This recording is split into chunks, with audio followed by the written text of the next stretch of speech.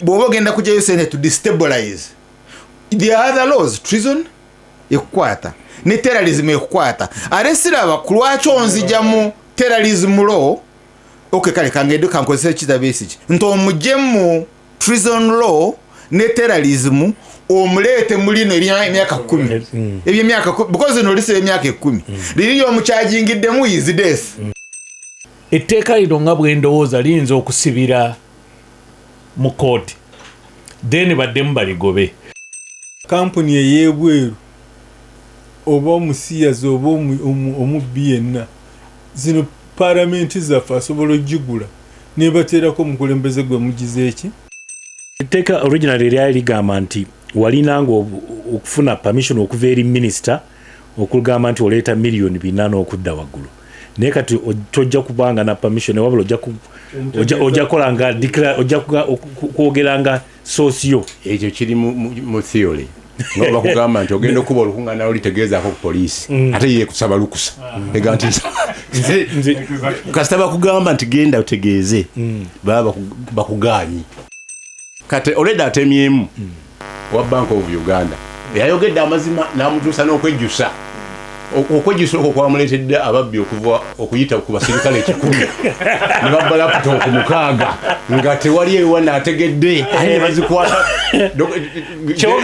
biri connected yes oli yakulonda otandise president tomwanji alabwoti n'ogenda busawo banga gudde mu nyanja yize nkube kuba obuto b'amazzi nagakoze eki president alinawo ebintu bya creating nga bya divide and rule nga bwe yaleeta obwakabaka nagabuli bazeewo n'aleetawo n'obukookere Ssaabanyala Ssaabaluli ebusoga wazeeyo kati omulala omupya agenda kutongozebwa essaawa yonna simanyi bamuyita oyaaya omugungumavu nga bwe tulina supreme mufti n'eriyo agenda kuba supreme kyabazinga omuyaaya ku buwaayiro bwonna obukyuse 60% babukyusizza okitegedde so owuliriza abantu kyenjogerako ebyo byonna byabaddewo nga tubiraba naye mu bwangu abaswahili bagamba haraka haraka haina baraka bugubugu si muliro there is why I was in this Segona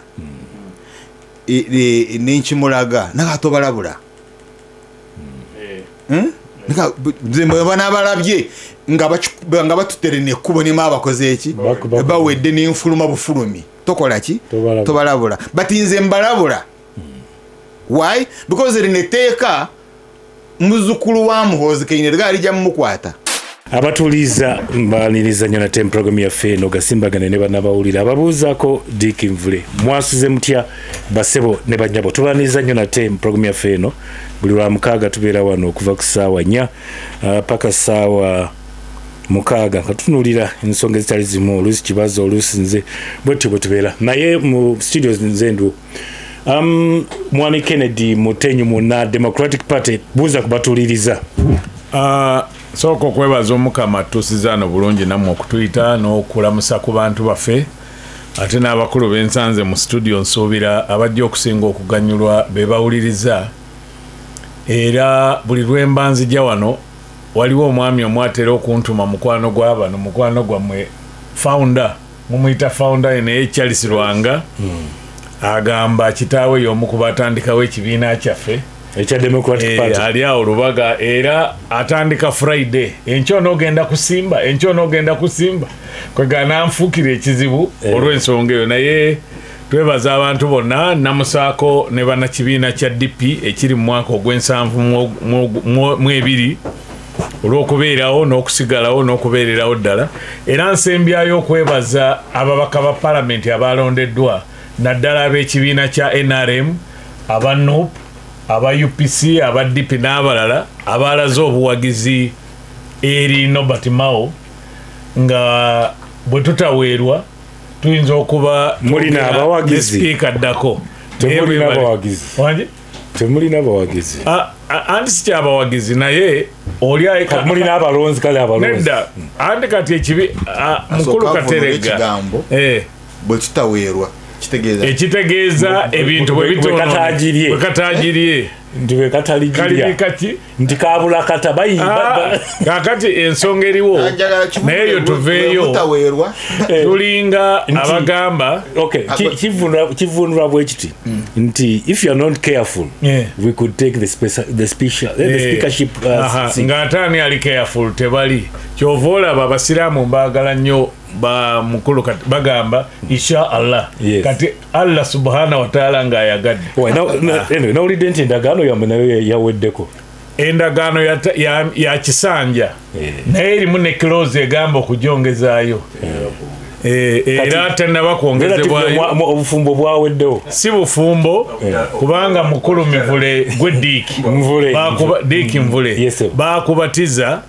tosobola kugamba nti musajja yawasa musajja munne naye oba ebyobufuzi bye tuzajja bya waggulu wali kubanga mu mawanga amalala gyebiri bikola enkolagana simbi kati nze mu studio wano sirina gwe sikolagana naye enkolagana yamu oluvannyuma lwa guniyamu eyo okuggwawo ekyaliwo ne NRM ate omanyi kiringa kati omulundi ogwasooka okujja wano oba omulundi gwe mwasooka okundaba nga ndi mu Pepsi-Cola mu Coca-Cola naki tekisobola kuggwawo ne bwe sijja mukulu bonna abali muno mu studio kuba gwolina n'olwekyo ffe tulowooza ekibuuzo kyandibadde nti bw'ombuuza nze nga Kennedy Mutenyo neetaaga eyongezebweyo yes kubanga ne Yesu gwe baatugamba ajja emyaka 2000 tannatuuka neetulyawo naye bannakibiina kyo ate balwana bawagira Anita Among bannakibiina ekibiina kya DP ndowooza aboyogerako omukulembeze ow'okuntikko mu constitution ya DP ye national chairman Dr. Mayambala era twabadde naye ku Lwokubiri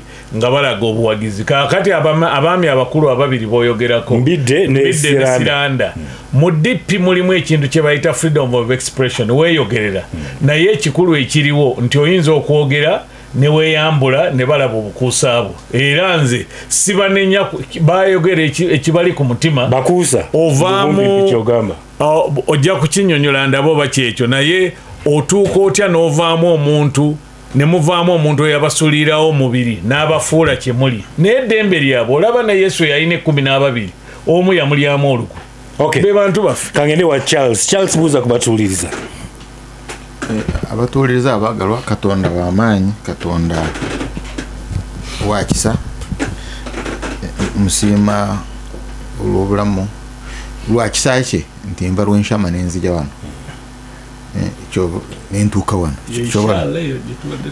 ekyo sikimanyi olulimi sirumanyi kakati zibasanze ate abanwanyisa zibasanze ndi mu kisa ekyo kubanga tebayinza kukuwangula tebasobola kuwangula kisa ekyo but mukulu Diiki badde nyina message bulijjo tubadde nayo naye ziri bbiri tetuziteeka mu maanyi nnyo ate twanabadde tuziteekamu amaanyi actually ziri 3 esooka eddagala lyetuteeka ku birime chemicals etteeka ku birime zetteeka ku mmere mu nte ate nga zibaamu kansa bugenda kati mu malwaliro aga kansa there is high proliferation of cancer eyokubiri okwonoona obutonde miti ntabaze and eyokusatu ye traffic ndozo labo obubenje obuli ku nguudo but buli lwosanga road designer nga atadde kwe sign speed limit 70 ekyo tekigasa road designer tekigasa na mukulu Museveni ekyo kikyo oli road designer yamanya nti wosuka 70 kilometers moloka ejja kulemerera kuba ekigo so kiya nga bwogamba nti asagala kosa bigambo ebyo kati singa tubadde tumanyi mukulu Diiki nti gali amateeka ekigendererwa kyago is we reach safely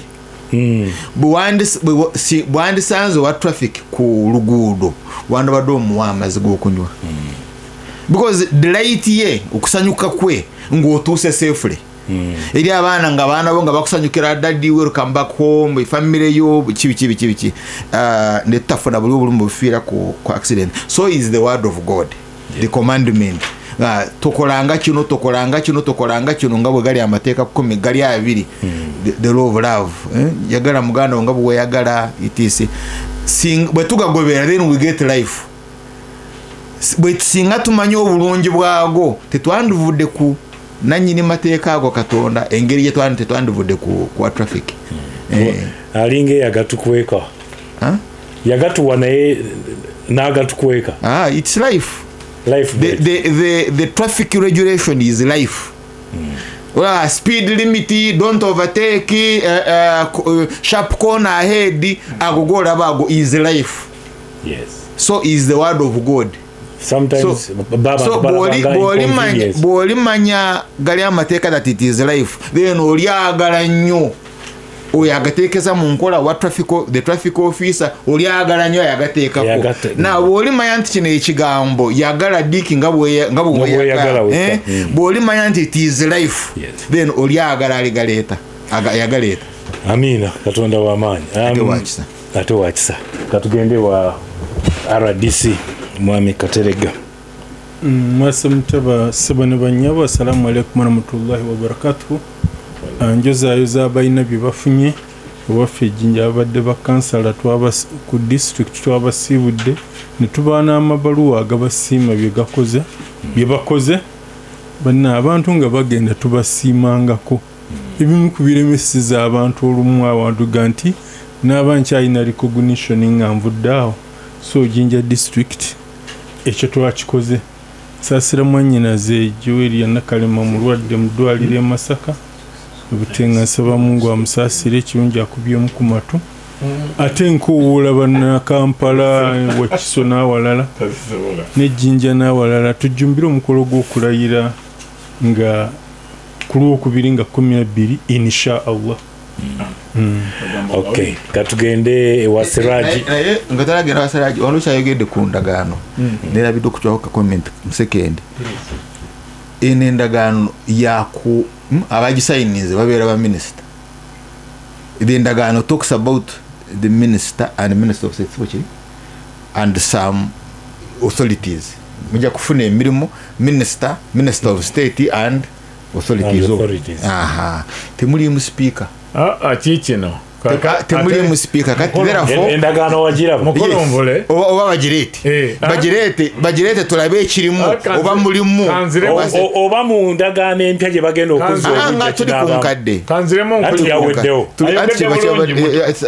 si mulimu gwa kusiima ngeri gyenjogera tumulimu kulimba abantu deep terimba it is truth and justice.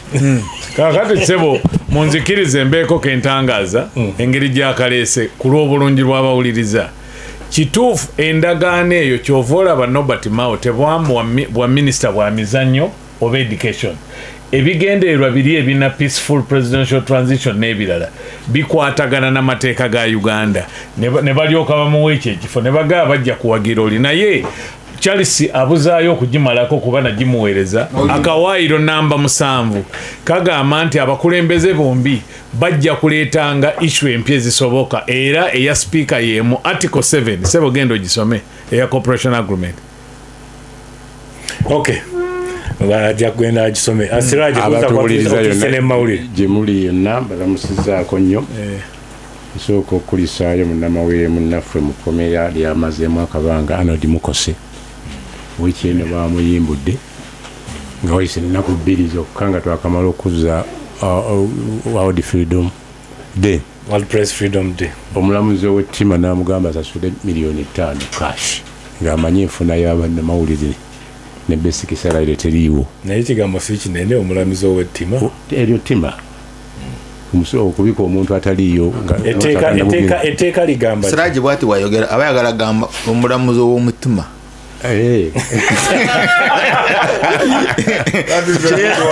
kirengera bide kuteekako omulungi kakati ddala omuleke mutakuula kyekyo kitegeeza bwe bafunyeemu njagala kuyozaayoza Mwami Sidini Milia bamulonze ku bukulu bwa mukuŋŋaanya wa New Vision because yali freelance freelance naye yakuŋŋaanyako n'akatabo ka is it Sunday magazine naye amazeemu emyaka giwera nga 2+ naye yazze mu bigere bya Babra Kaija yagenze tumwagaliza buwanguzi ekisembera ddala nga mbuuza ku bantu yakutegeeza mwami kyofo kati MP omulonde Nakaseke eno ba Central ayina ekkubo awatayitiko bayiseewo atya ayitawo atya ng'agenda abadde anoonya akalulu twamazeewo essaawa 2 nga tusenya pipa z'amazzi tuzigyemu emmotoka ziyitewo naye nga lyekkubo lyokka erituuka gye twali tulaga bayitawo bukalango ng'eriyo ekibbattaka abantu omuli abajjamu Desemba birimu abantu famire 98 n'asiba n'essengenge n'awamba ente zaabwe n'akola ki kati deputy RDC Mwami Kasozi n'assistant gwe bayita Nakitende baadde bagenze nga Fiona presidential advisor special duties batumye bakole report kati abatuuze nga bakuŋŋaanye ebintu byaffe biri eyo nga teri kuyingirayo ng'ate ayogera teri kuyingirayo ye mugagga eyabasiba gwe bayita Sokiri Charles ng'ataddewo abasirikale yasooka n'ateekawo poliisi n'egijjawo kati naleeta aba bulijjo naye nga RDC bamuga nti oyo ayingira oyo tayingira oli alabayo ebintu naye nga owente teyazirabye n'abalala tebabirabye erinnya eryo lirina gwe linzijukiza mu Obote Sergeant Sokiri bali connected Sokolo ekyo kibaddewo ebbanga ddene ne RDC abaana bamaze kwekubira nduulu ewa General Chams agenda kubayita ne badduka ewa RDC abasinga bagamba bano babadde bakolagana ne chairman RDC babagobe ku ttaka bafune ssente baliyejjusa lwaki balwanyisa Obote baliyejjusa anti Sokiri kati tayejjusa kuba yewedda yalagira baladisi okukola. Okay, tuyitise mu bibadde mawulire mu weekend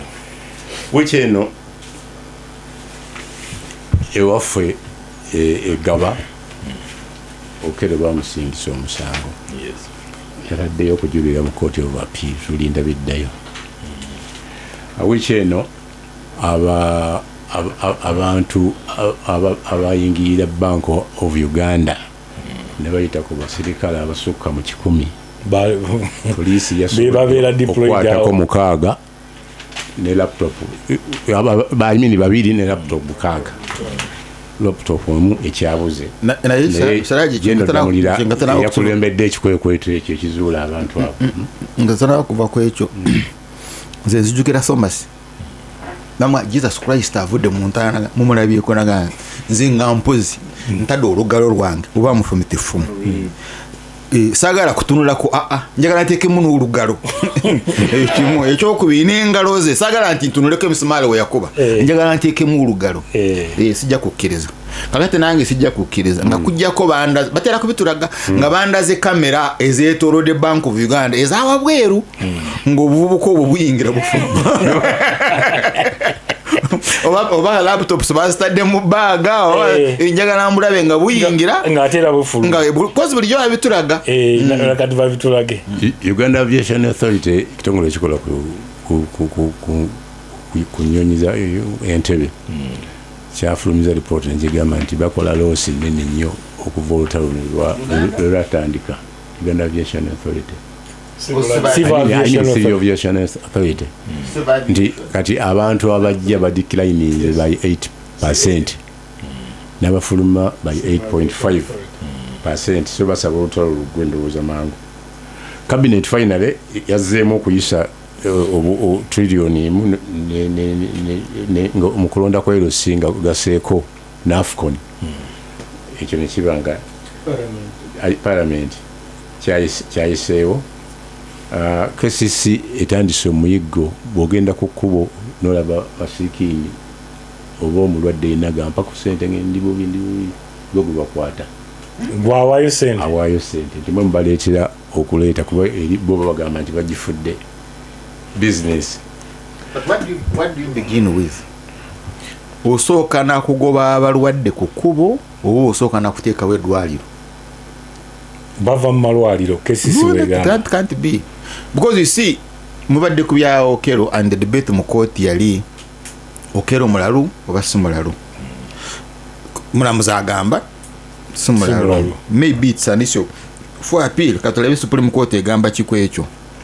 But ettaka ly'abalalu bano balibba ebitabika. Yes. Bokola na bendagano. Bokola na bendagano. Bali qualifies. Bali government kigambibwa. Bano bakola na bendagano. Ngambi ono. Nyanti bomuliza agala okumanya nti bani bakola. Antalimbya mupiira nnyo. ali mu bya mpira bukana wendagano ngoli mu bya mpira wiki eno please sponsor w'empira kati and yet omulalu eddagala ly'omulalu kumulekerawo ettaka n'atambula you're not supposed to confine them mbangambye nti n'abamu babateeramu ne facilities nature ugamba babeere nga batunula ku nature nga bwe bakola ki nga bwe bateera obwongo nawe kati gwe balibba ate abaali babe kati naawe bw'ogamba nti KCCA etalina malwaliro right amalwaliro gayo galina naye tegalina eddagala erina health center ano njogera ku bana ababeera ku kkubo kozi olaba bw'abanga indeed alina keesi eyo keesi ogiraba bwoga nti ogenda kumugjawo omugjeyo ng'omutwala mu ddwaliro kati ogenda kubatwalawa anti yo keesi egamba nti gwabawa gw'obaleetera okusigalawo singa obadde tobawa KCCA ebaleeta because yebaleeta we are all running away from their hospitals. They are too expensive. And who is not a beggar? One wogena mudwali ne bakusaba biri ya milioni 5 kukola surgery. You will got friends. Yes. Can't you a beggar? You are. Only that you are corporate. Ekodiensi yonna which eno yalagidde Uganda esasule Uganda Rift Valley eno yaleta trains nezitakola bilioni 2 ezitakola zezifaanana ziti twazirabako ebitwe ebyagaana okumakinga n'ebya phone nga baagula byanjawulo tusasule bilioni 2 kujja nga tunajulira tulina okukola supplementary budget sente ezo tuzifune. Right Honorable Speaker, nalabye wali omusomyi abantu wali mwoleketemeraganye ne train lole wali ensambya kati nze nakula manyi nti galimu kati eyimirira mba ndi awo kireka ndabe eyimirira ne bagibamu amafuta ate eyimirira kaserengeto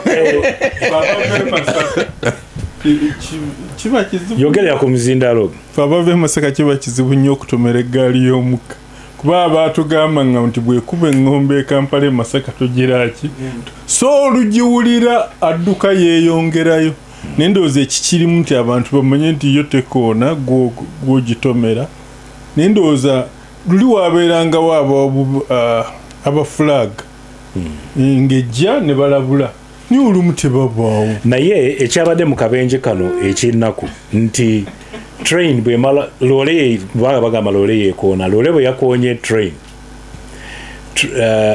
lole ne yabadde lino amayinja tegayise mu ttaka gayiikidde akamotoka akabadde kayita waawo. My argument eri bajjewo olugezigezi lwabwe train bisiba nabyo bisibenga bisibanga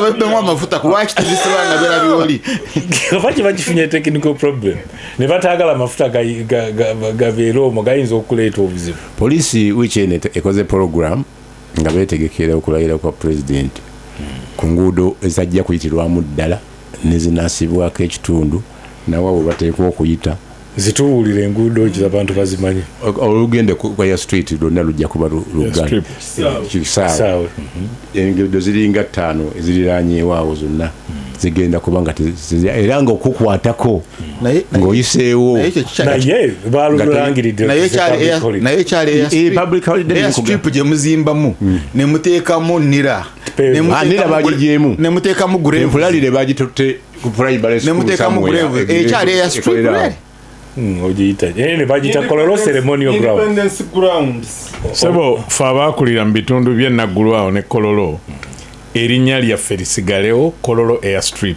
oba mwe mutundiramu bogoya oba mukolaki kololo airstrip so obusiki butandise waliwo ennyonyi ennwanyi ezewongera mu bbanga buli kiseera waliwo ebizungiriza ebitandise okulaba mu bbanga kisuubirwa pulezidenti ajja kuwaako obubaka awo mu bbanga ku Mande era nga waliwo abatuula obufuufu abasuubira okubeera ku kabineti oba obutabeerako lobbying egenda mu maaso. Nina ekiwandiiko kya gavumenti kye nalabye nga bagamba nti ku Mande ekiro ssaawa 2 tubeere nga tutundudde mu bbanga pulezidenti agenda kuleeta obubaka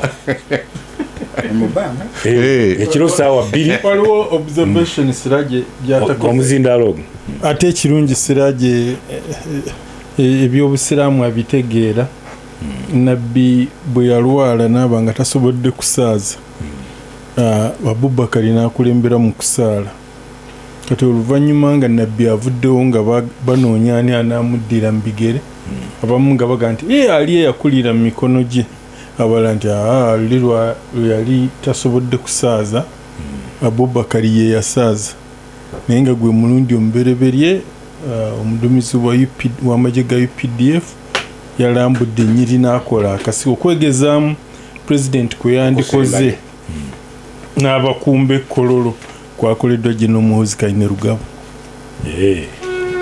anaakumbamu omukulu Bungereza yakumba ngamba alambula ennyiriri kati omukolo n'abeera ku lwokubiri omuzindaalo Muhoozi yagwegezezzaamu eggulo I don't think that is accurate.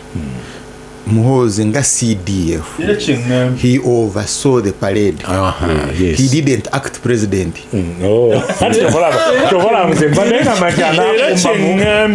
Sikyo badogambye nti yazze nga president neyegezaamu nga president. Parade ya president.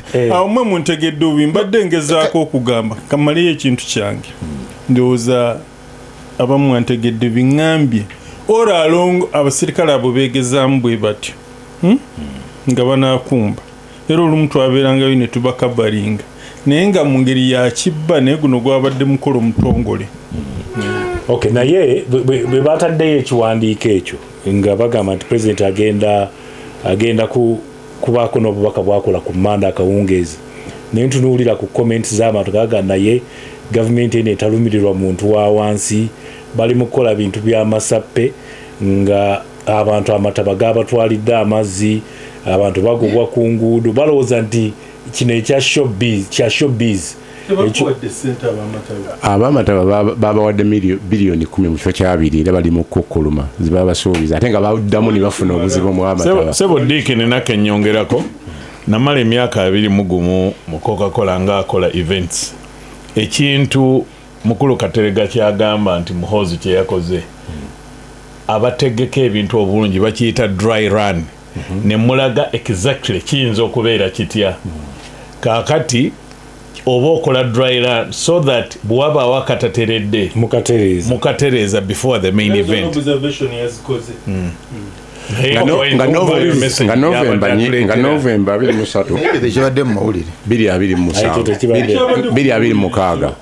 226 nga November 23 Right Honorable Anita Amonga ajja kuweza emyaka 53 Bungereza ensi yamuteekako Bungereza yamuteekako akavumbo envumbo kampuni yaayo eya Roy Royce yamutonedde birthday gift ya biliyoni 22 emotoka emwebazaaki first of all ogambye it's a birthday gift ogambye company in the coming birthday company ya njagala obeere clear lwaki company ya Royce yamuwadde Benz birthday gift motion badde ntiasa ogamba bamuwadde muluka yenzu 2.2 billion okunaabako omusolo roy ojja kweruma olulimi kampuni ya Bungereza kampuni ya Bungereza yamuwadde emmotoka as a birthday party for the coming birthday gift yes. For the coming birthday party kyalina okuteekamu gwe musolo gwa 1.2 billion nenga yo eri mulagira juwayo wa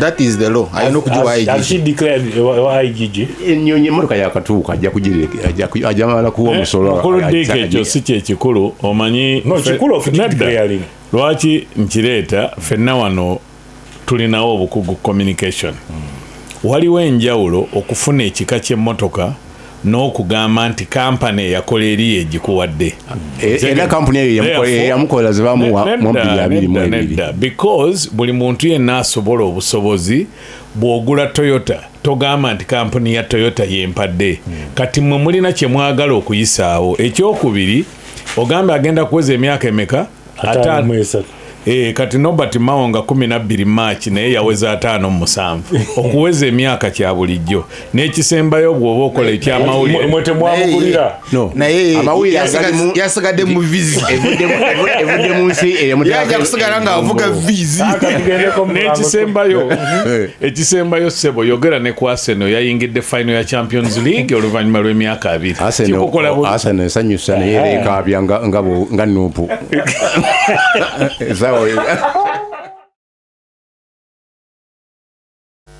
mbakulisiza nnyo omulango bwaffe obwo nga butuusiza ku dakiika zino 28 ezibulayo ku lisaawa 5 tuli mu programu gasimbagane ne bannamawulire mu studios nina Kennedy Mutenyu nina Charles Romshana nina Ahmed Katerega ne Siraje Lubwama. Ngina kutandikira ewa RDC etteeka ery'omukulu n'alabye President Museveni yeebaza abantu abamuyambyeko nga ayoza parliament olw'okuyisa etteeka lyavuunidde n'okuvvuunula n'agamba nti no baliyita tomanyirira mwange something ekyefaananyiza bwe kityo naye etteeka lino lyayisiddwa nga bakozeemu amendments ezitali zimu. Olaba nti abali ku ludda oluvuganya wa gavumenti badde beemulugunya engeri gavumenti gyayisiza etteeka lino nga tebawadde mukisa kubaako birowoozo byabwe. Nawulidde ne Honorable Nambooze agamba nti ebirowoozo bya Buganda tebyateekeddwa mu ripooti y'akakiiko kwekasinzidde. Anyway, eyo tujja kuma naye at the end of the etteeka lyayise RDC etteeka lino ligenda kugasa litya bannayuganda kuba kati n'omukulu n'alabye ayoza parliament. Kulwange nze ndowooza tewali tteeka lijja nga teryetaagisa ate era ndowooza lyalwawo kuki ndowooza guno mulundi gwa kusatu nga tukyogera wano nti si ffeffe kaffe tulina amawanga mangi galirina bwe kiba nga amawanga amalala galirina kitegeeza naffe tuve nalyo nolwekyo ffe tetuyinza kukolera mu isolation obutaba nalyo. Waliwo wano etteeka katugeze etteeka eriruŋŋamya obukulembeze obw'ennono bwe twakyusa ssemateeka wa 67 ne tujjamu ennyingo eyali egaana omuntu okuba n'enkizo olw'obuzaale bwe oba ensikirano ye ne tutikkira Kabaka Nnaggalabi n'abalala ne batikkira abaabwe naye oluvannyuma yali 2011 ndowooza ne kizuulwa nti waali tewaateekebwawo tteeka liruŋŋamya kugaziya nnyingo eri ndowooza after Bugerere riots etteeka ne likolebwa. So kakati ne kukwefuga sovereign tetwafuuka sovereign ndowooza nga 9 October 63 Queen bwe yalekerawo okubeera omukulembeze wa Uganda ne tulonda Edward Mutesa n'afuuka president. Naye ng'ogyeko ennongosereza by the way ennongosereza eyasooka mu ssemateeka wa 1962 tetwagoberezaako tteeka erissa mu nkola obwetengereze obwo kati erikoddwa naye likyadde kigaziye nga muteekeddwamu ebintu bingi ebyabadde bireese abantu okwekengera. Walaba gavana wa banka, walaba abasuubuzi, obukulembeze obw'ennono, bannaddiini. President n'agamba nze kyenatwala mu cabinet kyali kirala ne bino mulabika mulimu ababanjirizaako ki ebyabwe ebyo byonna abasajja ne by the way president yagenda okufulumya statement nga Attorney General mukulu kiriwa kyonuka ne minisita omubezi w'ensonga ez'omunda General David Muhoozi nga bali mu kakiiko nga bajjamu baleese ennongoosereza ezijjamu ebyo abantu bye baali beekengedde. Etteeka kumpi ne lisinga kwemalira ku ssente eziva ebweru ez'ebyobufuzi. Naye waliwo ne pokopoko eyali akolebwa nalabye mukulu Kasujja kati atandise GNN wa Uganda Media Center oba oli awo mu maaso bijja kukolebwako saidi ya gavumenti eterina boogera. For example nga wano we bagambira nti bw'onaaba onaafuna obukadde obusukka 2 okuva ebweru ojja genda ewa minisita okufuna olukusa nga bagamba buli kasente konna akava ebweru ojja genda ewaani nga teri agamba nti obukadde emina okugenda waggulu naye president ye bwe yavuddeyo nannyonnyola abantu ne bakitegeera naye minisitule nze we nabeerako minisitule ya ICT nga tuli ne mwami Franka tumwebazi ne mukyala Judith Nabakooba twali tulinayo ekitongole bakita Government Citizen Interaction Center nga kiyambira ddala naddala ku social media okwo n'okulungamya bamobilize wonna mu Uganda ku biki bye balina okunnyonnyola abantu okumalawo pokopoko n'obutwa abopposition bye babanga bakoze naye ebyo birabika byagenda ne tumwebaze ne Nabakooba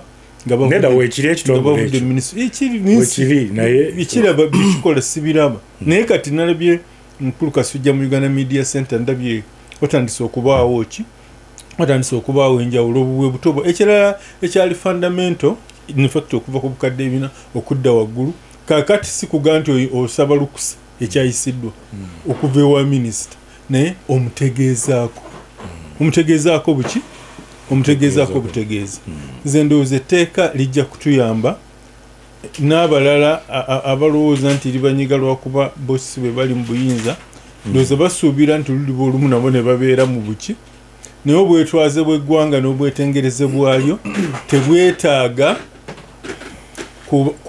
kulowooza nti ani aliwo ani ataliiwo tulina okukuuma eggwanga lyaffe era ensonga lwaki nze ndi reluctant okuva ku baalw'omushana bano kye baasalawo mu CA nga basinziira ku ripooti y'Odoki ekyokuba nga tulonda pulezidenti obutereevu ffe baanayinki kubanga kampuni ey'ebweru oba omusiyazi oba omubbi yenna zino paalamenti zaffe asobola ogigula nebateerako omukulembeze gwe mugize eki mugwe mutandyaga olwa sente ezo zebaweereza foreign monies olaba baziweereza kati n'omanyi lwaki ziremwa kubanga Museveni alondebwa abantu bonna so etteeka lino tulyagale linyweza obwetwaze bwaffe ebirumira n'ebiyitira bingi byaggiddwamu tugende tuligezese bwe kiriba kyetaagisa okuddamu okulikolamu ennongoosereza ssemateeka waffe si bayibuli oba kulaani tuliddamu ne tugira ki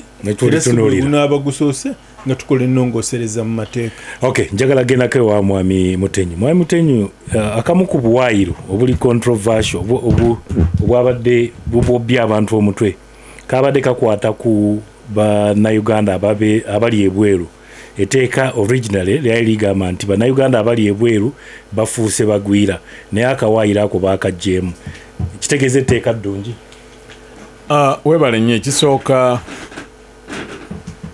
nali ku TV debate zonna nenziraba ekisooka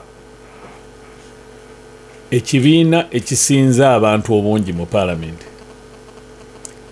kiyinza okuyisaawo kyekyagala ekikulu kyandibadde nti kikiyisizaawo kitya bw'oba omezze weetaaga okuluma ekyo kimu ekyokubiri ku bantu bonna abajja mu kakiiko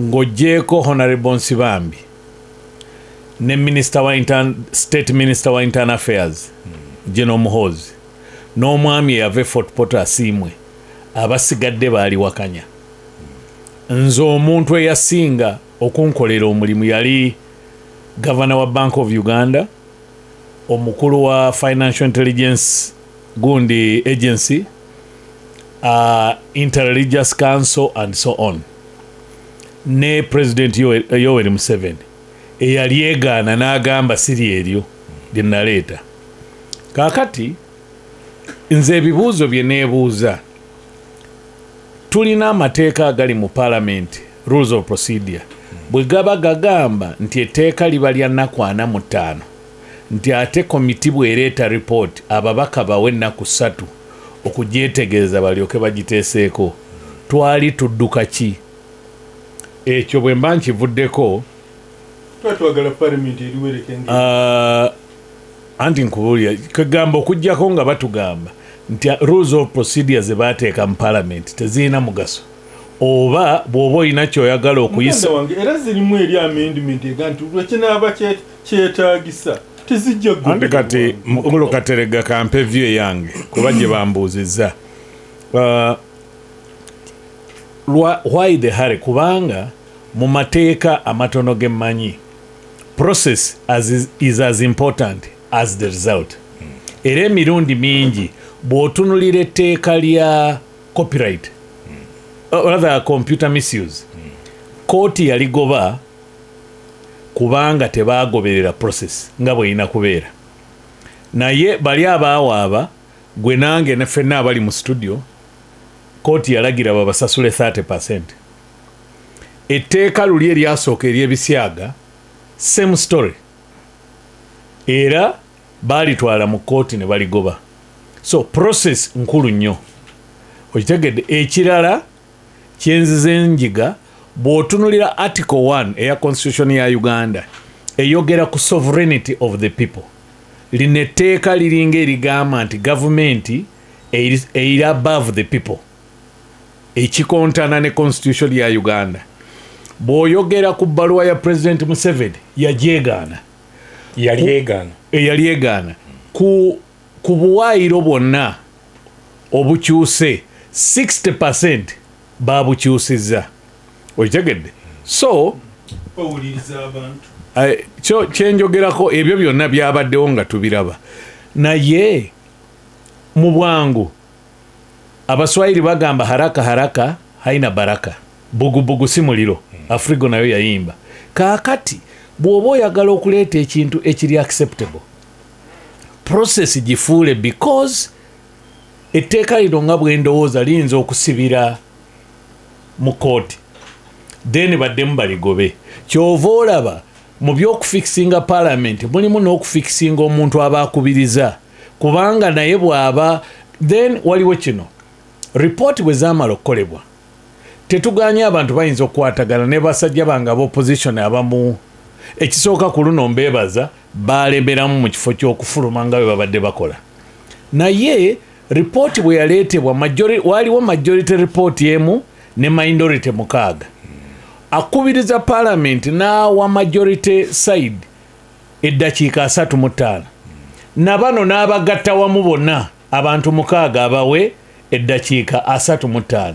Obwo bwe butali bwenkanya by'ebintu liyinza okuba ddungi oba bbi, naye process yaalyo erina kyereeta. Finally nze ndi muyizi sebo, olero lwaleero ngenda nkozi ku Uganda Matters University nga former president wa alumni bampise ng'omugenyi omukulu enkya obukulembeze obupya n'ekibazo ndowooza muyizi waffe wankozi democracy and development studies.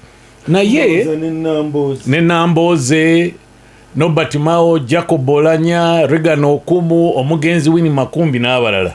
Era ffe twasooka okusoma koosi eyo mu 2000 democracy and development studies. Kati democracy ono gwe twogerako gwe tuyimbirira si waffe, yava Greece. N'olwekyo oba ffenna bannayuganda tuli ba agenti ba gundi. So kaakati gwe twalina si yono. Parliament system gye tukozesa bagista Westminster nayo yebweru. So ate bw'oba oyogera nga bwenjogedde mukulu Katerega akimanyi, nze waliwo lwe nadduka mu ggwanga lino n'embeera ebweru. Tumanyi omulimu omugenzi Gaddafi gwe yakola okuyamba gavumenti eno okujja mu buyinza. Okitegedde? So at the end of the day dembe lyabwe kuba be basinga obungi okuleeta kye baagala. Naye waliwo agamba nti oli bw'oba onoomutta mutte according to the law, era kyekiyinza n'okuwonya okero olwa process eyakolebwa emisinde. So nze soogera ku bulungi oba bubi bwa tteeka, naye njogera process eyayitibwamu nga likolebwa. Abatusingako bagamba process is as important as the result. Kati procedure bweba kwegamba olaba nti n'omuntu eyanditudde n'agamba waliwo egundi gye baleeta nti etteeka bwe linaakyukanga ebitundu bagamba bimeka baba balina kulizaayo. Kati if 60% of the original bill, era waliwo omwami omulooya gwe nalaba ng'agamba amabaga ago galinga ngaana. So kati ddala ddala ekyayisibwa kyeki. Then at the end of the day n'abantu, era mukulu Katerega njagala kumwebaza emirundi mingi Ahmed mbadde njogera kuba ndudde ku bintu bya radio bino ne TV. Ahmed Katerega Gakibayo, Mpimbaza Hashaka, Bamwine n'abalala, NRM eremeddwa okubakozesa to communicate very well. Ne batuleetera abantu abatasobola na kucommunicatinga government policy very well. Ebintu ebirungi bye muba mukoze ne birema. So at the end of the day, nyinza okugamba nti tosobola kuddaawo n'obulwa otulo kubanga NRM ereese etteeka be basinga obungi. Era finally njagala nakusaba bantu bange bituyita opposition nti bamazeeko ekisanja nga basoma ekitabo ky'okukungubaga Book of Lamentations mu Bible. Ate na kino ekisanja batandise kyekimu banaakyusa batya eggwanga lino ng'ogwabu gwa kuwoloma. Oyagala bakole ki? Bakole kyonka kye baakoze ku luno. Luli mukulu Muhammad Nsereko yasigala mu parliament ayina bye yataasaako mu teesa. Bwe tuba tubalonze okugenda okuteesa nga ku luno lwe baakoze. Basigaleyo baleme fulumanga. Exactly. Kansoke nveko mulango tukomewo ne Siraj. Dakiika 10 zezibala ekwele essaawa 5 tuli mu program Gasimbagane ne bannamawulire. Siraj, ebbago ly'etteeka kati lyafuuse etteeka lyayisiddwa byaggiddwamu ebintu. Yes, tuwe endowooza epya eryakayisibwa liri as controversial as amateeka amalala agayise emabega asatu. Erya age limit, term limit, ne kujjawo n'erya coffee marketing gundi ekujjawo coffee. Amateeka gano gakulagira ddala practically nti parliament teriiwo, eriwo mu kifaananyi naye waliwo essiga limu lyokka eri executive kyerireeta kyebasiba. President bwe yabadde anaazaako abantu enfuufu n'akakadde yabaganye okulya enguzi naye n'agamba kaakati mbawadde zino mugende mwenaazeeko enfuufu naye mbawadde 2 ekinaana kijja n'endala zijja kujja. Waliwo akantu akakyusiddwa mu tteeka lino nga kagamba nti declaration versus permission nti ng'oggyeko etteeka original eryali ligamba nti walinanga okufuna permission okuva eri minisita okugamba nti oleeta $400,000 okudda waggulu. Naye kati tojja kubanga na permission wabula ojja kolanga ojja kwogeranga soosio. Ekyo kiri mu theory. Nga bakugamba nti ogenda okuba olukuŋŋaana olitegeezaako ku poliisi ate ye kusaba lukusa ega nti kasita bakugamba nti genda otegeeze baba bakugaanyi kuba question esooka kumanya zivaawa zize zitya zigenda kukola kiragi nga nnyongera ku information eyo mu tteeka lino erya iPod betuyita erya iPod ery'ensimbi mulimu nti omwaka gw'ebyokulonda ogusembayo ebibiina byonna bifuna ssente kyenkanye ne ku ssaawa ya leero ezaali zirina okuweebwa ebibiina 2020 teziweebwanga ne ku luno. So anti kiba kibiina bonna nga bafuna ssente zezimu kati lyetteeka so applied eryetaaga okulongoosa. Bw'oba toyagala bibiina bifune ssente kuva wabweru then byonna ebiri registered biwe ssente. Yes, because waliwo ebirina okukola kati mukulu Katerega kimanyi from today nti government ewa ebibiina ssente because etteeka libikaka kubaako byebikola. Yes, like delegates conference like right honorable speaker yavaako Kadaga Rebecca egirimiti we yamukuba yayita gabagaba ntebe eyo naye ku term limit yagiwaamu olanya agakwatamu awo buli controversial bwe yamukuba day 1 olanya n'agenda Moscow for 3 days yamalayo weeks 2 ng'ayagala kudduka ki Kadaga naye n'agamba nange nja kulinda okomewo.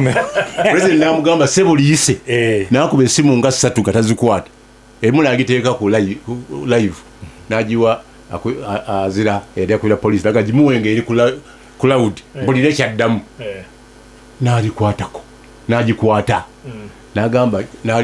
n'agamba oba linjo kyerikole ki nina okutuuka order from above era kye yakola nga already ba MP babaweza naye nga tebakakasoba banagwayo ne bagamba aba opposition ne baleeta MP Omusoga ne bamuteeka ne bamugamba zino ziteeke ku ba opposition ku akaunti zaabwe okujjako abataano omuli Ssemujju nga agreement yaabwe ku bulonda kye baagala naye nga bali mu parliament tebavaamu kola mwereme kola ki constantly ebeerewo era bagiranga ne beegugunga ne bagenda mu lukubo ne bogenda wamu ne bagendako ku kantini ne bakomawo saawa nnyo zaawera bakyalimu ng'eyo agreement ekoze eki kati agreement eriwo eno etteeka esobola okugobwa mu Segeddamuzi eryetengeredde nga teruliwadde balamuzi bafaanako nga bakada judges lijja kugobwa naye era lijja kudda nga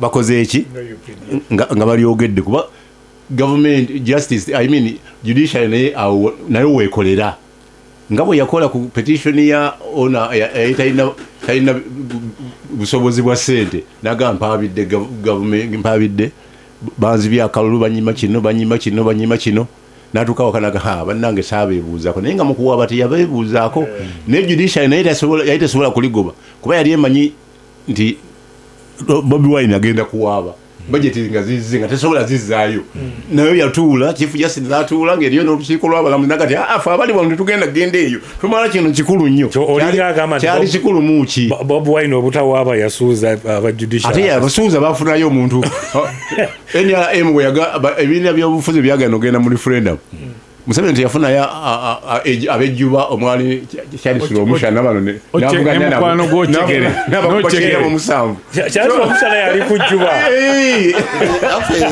Ejuba is my idea. It could be, yes. Ejuba is my idea ate niba okigera bonse na recruiting. Naye it's mujje wakajanja. Akokugamba ntisemwogerere. Ne bwabanga tebagala kujja kulwanira multipartyism. Another Ugandan cannot form a side. Yes, because the law we do have spirits are dead. The law yari egamba mu referendum there will be sides. The side of the movement system and the side of multipartyism. But in bagamba to boycotting. And I said no, let's go there and tell them that you cannot criminalize political activity. Ruchamuzi okwagala kukola rally is not a criminal offense. Obama 7 anajayo chena mwenda, that 1% will become a majority. Yes. You get? And we went there in that spirit and we won eventually. Mukulu Museveni ekacha amuocha because of the seed. And let me tell you, by the way, even embassies had agreed to sponsor us. And those are my choreograph for interference and everything. And there was infighting because of those groupings and those to read the saint. But the larger argument was basically Chagurani Bani Baba quoting that Katerga cannot come in because Bali they are the legitimate. That is stupidity. President Museveni tasobola kwokyebwa kintu mirundi ebiri. Museke ngabalonda Anita Mongo ngavuganya ne Kadaga. Bombi yaba sponsoring and no omunamu facilitation twice as much za wadom. Nebigenda okugwa deputy Tayebwa tuganda. Kazi akoyeseza 56 billion. Kuchifu ekitaliko sente. Kani Museveni alaba sente zino zivaawo. Gwichiyise nga tonnafuna kifo. Mubamu targetinga yomu. Njagala tutangaze. Ojja kuwira bafide drone plane biwadde omukyala. Saba omutangaze n'abawuliriza. Kiyinza okuba ku nsonga gye waakoogera. President Museveni we yasinziira ekyankwanzi n'agamba saagala kuddamu kuwulira nguzi mu parliament. Exactly. Ali awo nga bwe yaleeta ekyamabaati senga abala teyabasuulira tawulo senga bonna balinga Nandutu eruzira kuba the same thing Nandutu kiyakola nona atannaba kuvaayo minisita w'omukulu bonna kye baakola n'omwe yagamba nti Mutenyi kyagamba nti president alinga agamba nti obuli bw'enguzi bukoma na parliament eno.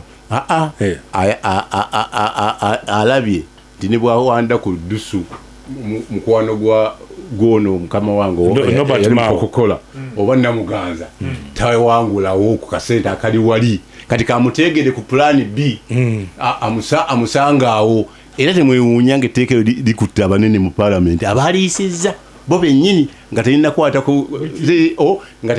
ku bibiina byaki. So Museveni awo abadde n'ensonga lwaki yeebaza mwebale okuyisa ki etteeka erigenda bakwata kati process endala nti bano ab'ebibiina by'obufuzi tebakyalina busobozi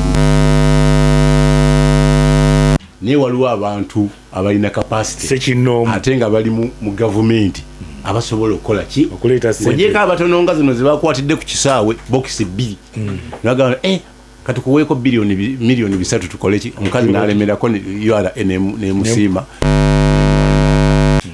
naye baagala kulaba nga pulezidenti aleeta ekintu kubatemamu naye gwe ng'omunoonyereza kati olwedde atemyemu wa Bank of Uganda yayogedde amazima n'amutuusa n'okwejjusa okwo kwamuleetedde ababbi okuyita ku basirikale 10 ne babba laputopu 6 nga tewali ewa n'ategedde aye bazikwata yes kati oli yakulonda otandise pulezidenti tomwanjala bwotyo n'ogenda busawo banga gudde mu nnyanja yize enkuba ekkuba obuto b'amazzi gano agakoze eki so ng'amaliriza nze ndaba nti wano wetugenda wenyini wetugenda pulezidenti alinawo ebintu bya creating nga bya divide and rule nga bwe yaleeta obwakabaka naga buli bazeewo n'aleetawo n'obukookere Ssaabanyala Ssaabaluli ebusoga wazeeyo kati omulala omupya agenda kutongozebwa essaawa yonna simanyi bamuyita oyaaya omugungumavu nga we tulina supreme mufti n'eriyo agenda kuba supreme kyabazinga nedda saba bali abakenye baava wano ku ntale ezaali wano eza Jjunju ne Ssemakookiro abagenda mu Western Uganda be Banyaruguru ba Bat Magunda Katureebe abakenye be bagenda mu Eastern Uganda bamu bakrosinga ne bagenda ne Kenya kati baagala mbu beekolemu nabo omukulembeze waaki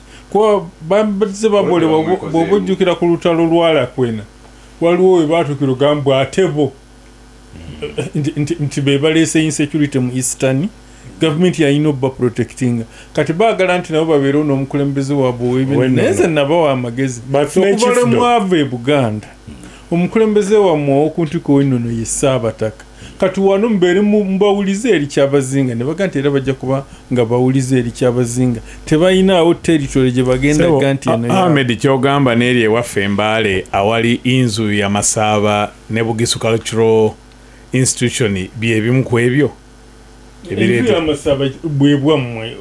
ate kati bano abalala ono alemeddeko eyakyusizza yonkayana nduza babagambye mutandika okuteesa okukayanira ekisembayo nvunzika bwendi nti nga pulezidenti tomuswaliza mu public bahati okuvaayo nga Saviour agambye nti abali ku kkubo mubaleke wankabanga twetegereze it was that president teyali ignorant naye yalabye nga si yateeko kikola ki okukikola era ekyamujja kubwa minisita fulu bamuteeka ku alina kyeyakola kati bw'ataweerwa taliimu kakati bano ababiri yali mu kigundi ennene okumukyusaawo yali state minister for finance planning kakati bano abalala beyagambye nti ffe ebyo saabiteekamu babimpayiriza sacrifice yabadde egenda kuba governor naye ne bamuteekako kayero kaadi kumubbako ebintu ng'alaba alina kuddamu kwetereeza n'akomawo n'agamba bino mbikyusiza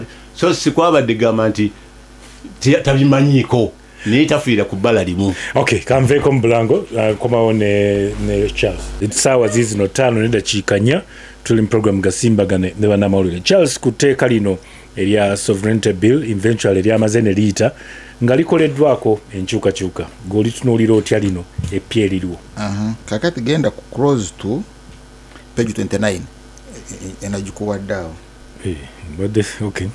ojja kubisoma because let's understand close to page 29 for avoidance of doubt ojirabye yino ngisumulula page 2 ne Charles singa wangambye dda bino ebintu nembinoonya esoma etya nakuwadde the act I gave you the act original page 29 close to for avoidance of doubt kakati ewa mateeka ewa byotalina kukola for avoidance of doubt ewa byotalina okukola but it would have been good singa tubasomedde gena maaso kyogera bibasomera gena maaso kambi kuteetaba mu byobufuzi kutawa sente abeesimba etc in summary then bw'osoma close bw'ogenda ku page 30 n'osoma C kati C egamba for avoidance of doubt and notwithstanding the provisions of this section this act shall not apply this act shall not apply nti eno lineteeka terija kukola ku bibiina ku bonna abeewandiisi abali supervised by an agency established by an act of parliament. Lineteeka terija kukwata kwabo abantu kinoomu bitongole etc nga supervised nga balabirirwa nga balabirirwa bwe kiba nga kituufu ekitongole ekiteekeddwawo etteeka. Now let's look at NGOs. NGOs zirabirirwa ekitongole ekya NGO Bureau ate nga kiteekeddwawo the NGO Act. Ebibiina by'obufuzi political parties birabirirwa Electoral Commission ng'eteekeddwawo the Electoral Commissions Act. Dikinvule omulonzi olabirirwa ekitongole kya Electoral Commission. Yes. Because tosobola kulona nga teweewandisiza. Tosobola kwesimbawo nga kubeera candidate nga towandisiza. Tosobola na kukola campaign nga towandisiza katiko kebyo. Tosobola na kukola rally nga police tekukiriza o Electoral Commission tekukiriza. Katulineteeka ligamba bona abali in that category lineteeka teribakwatako. Tuli wamu? Now kyora mbadde njagala osome 5 to eri kati yo 5 to egamba for avoidance of doubt bino bw'obikola etteeka likukwata but etteeka ate ne ligamba for avoidance of doubt lino etteeka terikukwata bw'obanga weewandiisa mubiri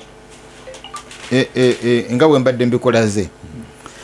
Now kyengezaako okukulaga kiri nti bano bawandiise ku mazzi, they wrote on water. In other words, it's like ogenze n'osomba amayinja 100 ate noja n'osomba amayinja 100 n'ogajjawo. So what do you have? You have 0. Charles awuliriza muwenjawulo wakati for avoidance of doubt not with this. I'm coming there. Chwala mbadi jagala mbulisome. So katola gamba okujjamu okubuusabuusa bino zino zensobi zokola etteeka lino erikusiba. Then ate n'agamba wali okujjamu okubuusabuusa and subject to this law bino tebikwatibwa. In other words, this law gives you an exemption. You get immunity from this law. Kakati bo bali balina argument bwe bamaze okufuna nagamba you see bw'okola eryenso and you see for government to charge you for the DPP to sanction charges ayina okusanctioninga charges in this law. Exactly. Not in the penal code. Tosobola kucharginga muntu murder under the Agricultural Act. Under the NEMA Act.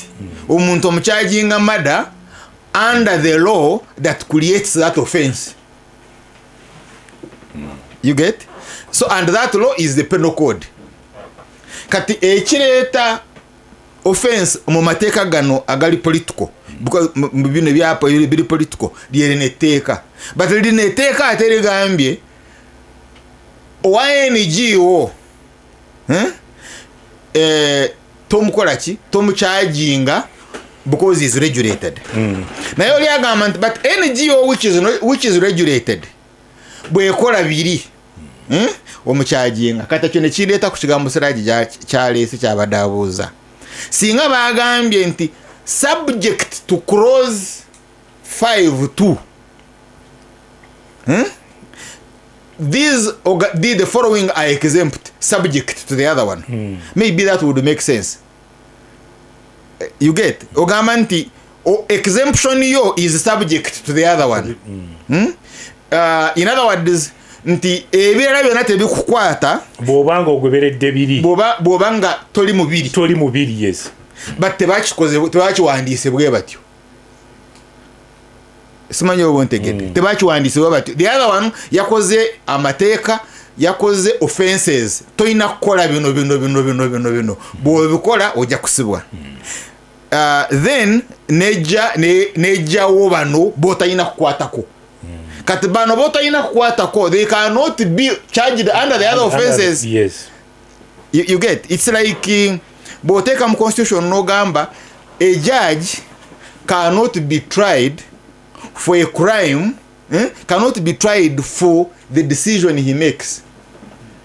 Omulamuzi tosobola muvunaana musango olw'ensalawo gy'aba akoze tomuvunaana tomuvunaana you appeal tosobola kumutwala mu criminal prosecution but mu constitution eno eyo yakiprohibiting ekirungi kiri nti eno constitution is supreme gali amateeka malala gali wansi weno but singa kibadde by statute nogamba abantu bonna abasala emisango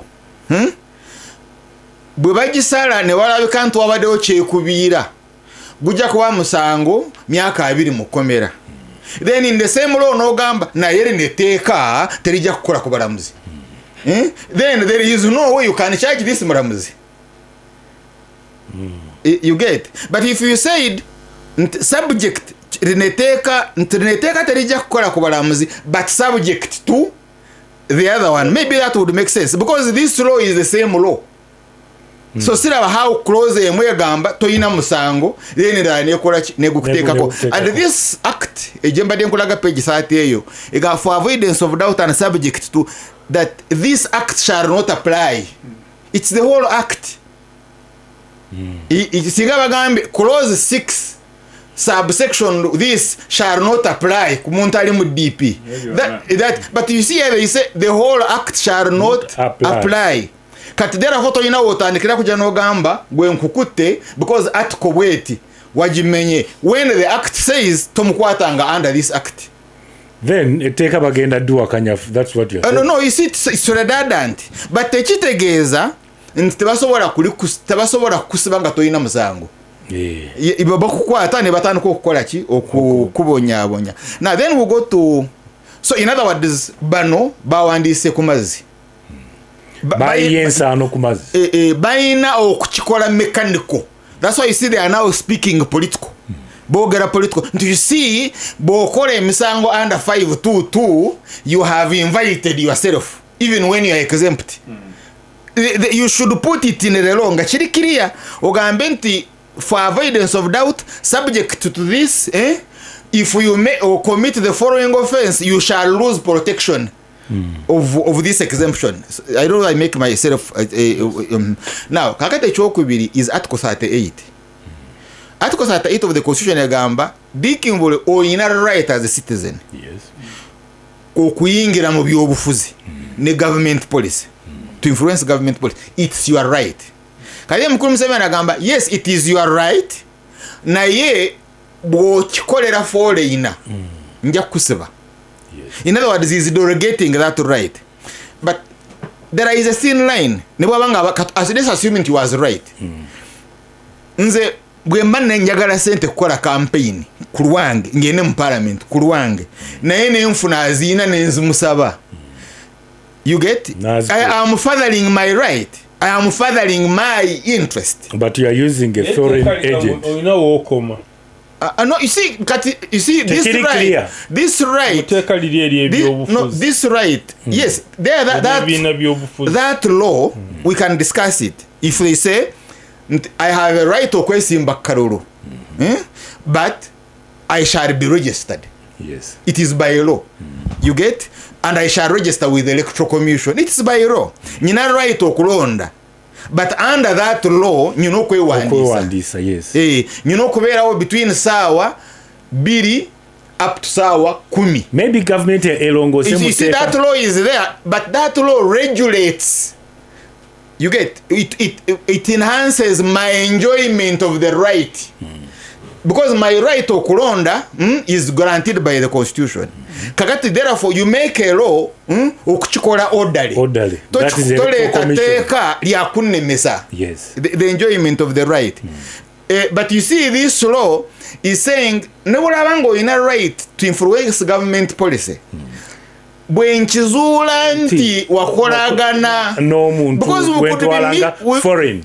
Because we could be meeting in interests that Iran amafuta agayise kati agajika mu nyanja is impacting me. So much as they are foreigners, we are meeting in interests that we're destroying forests Kenya. I lose rain.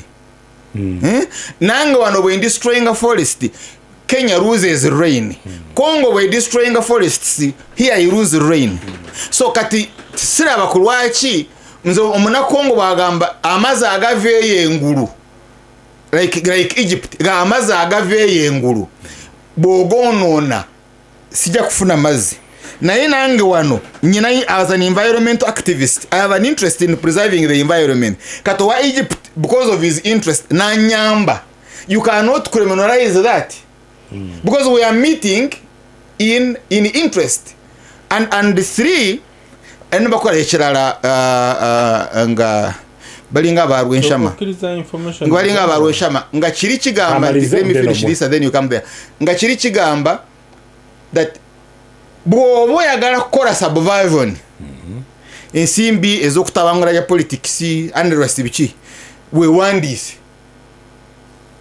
it's like they are saying we wandisa ekibi kyobadde ogenda okukola kifuuka kirungi if we are saying the money zijja to influence politics mbi kati certificate ne wenjifuna ebe yambye eki because you see I apply for that certificate we mala okumanya consciously that I'm going to work for a foreigner you see so how does that make it right so Charles kyatugamba nti etteeka lino li contradictinga ne ssemateeka ewa abantu eddembe era lijja kubeera terisobola kukola bulungi beliba nga likontana ne ssemateeka niyo bado yagala mu information gye mbadde njagala mu yadde njagala n'ogiwa muganda wange Mutenyu nga wana kano Kadafi weerabidde ne Mwalimu Nyerere kubanga ye Mwalimu Nyerere Amini olwawamba n'aleeta Obote Dar es Salaam n'akuba olukuŋŋaana nze mbagamba ono ye president waki wa Uganda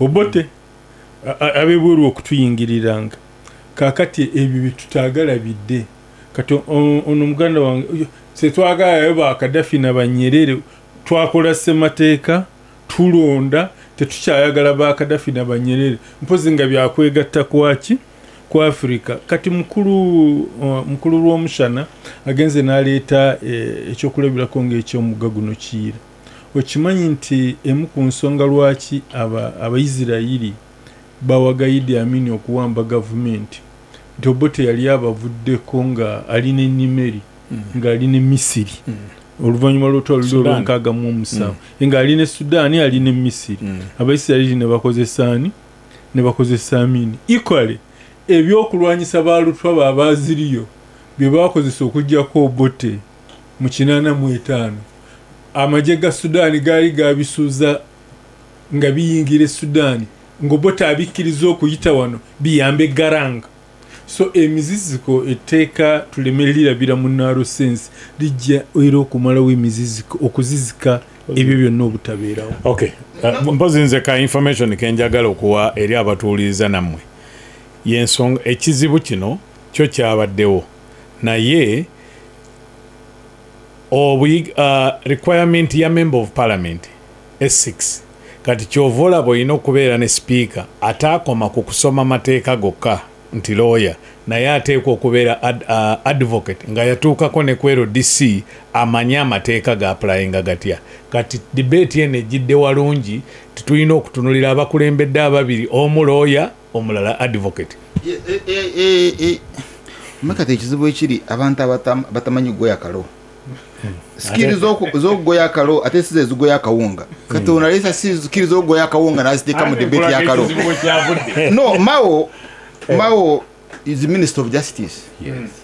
Bobo kanya nange ingeri gye bakidraftinze beeyeyo because zemu nekikweza ku screenshots. Yes. I would love someone to contest me nagamba oli muchamu on 522 and the second screenshot. Mao is Minister of Justice and Constitutional Affairs. Nenankani bwatyo bwali kiryowa kiwanuka. Yes. They call themselves land. They are advocates. Tebyina kibitegeeza kati bitegeeza kiri but they are also like clearing agents. Ne clearing agents nabo bafuna certificates baba wandisa. These are jobs, they are professions. Ngaba doctor ngaba lala naye akantu bakuba nnyo a lot of noise.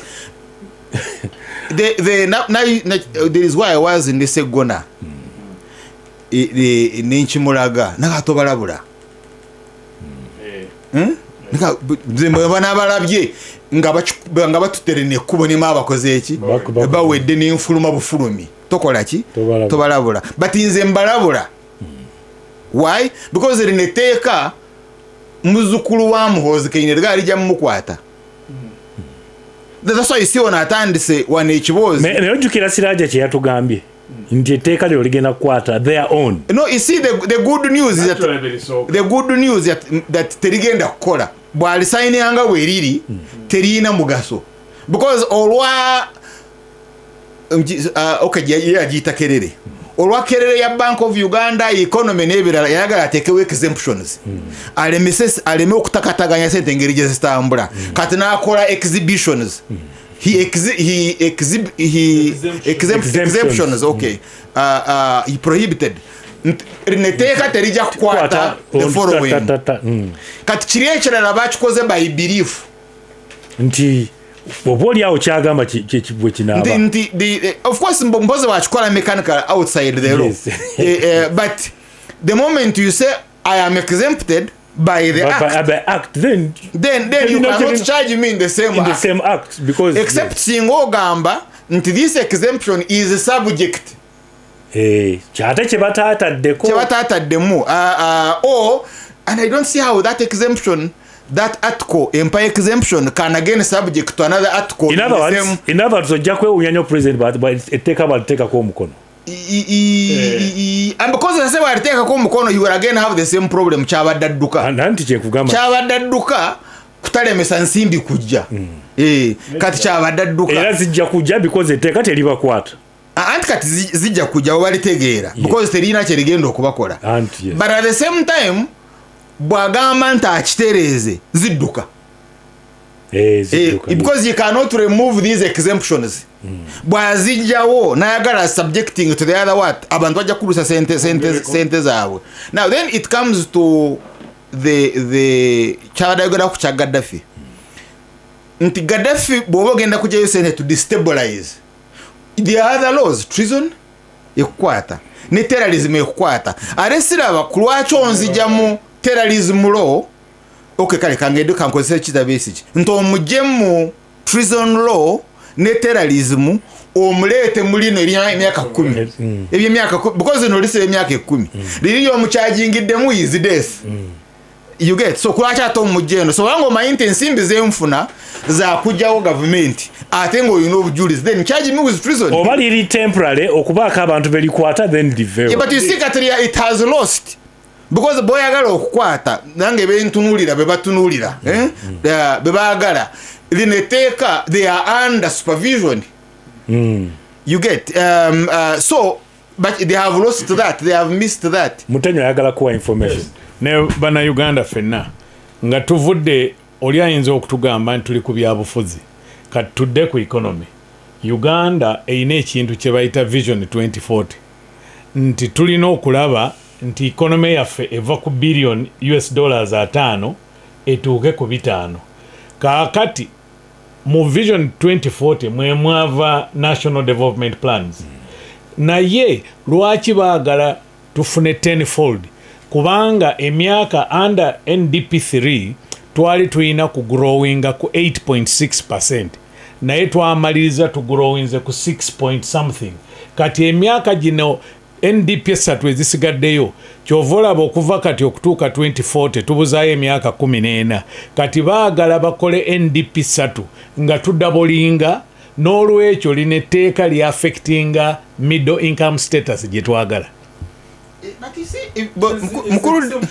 Mukulu Dick sirinzirayo mu kuwandika ku mazzi sijja kwogera ku mukadde oyo yafa but nalaba nga bakola bapaintinga mu ntaana kala z'ekibiina kye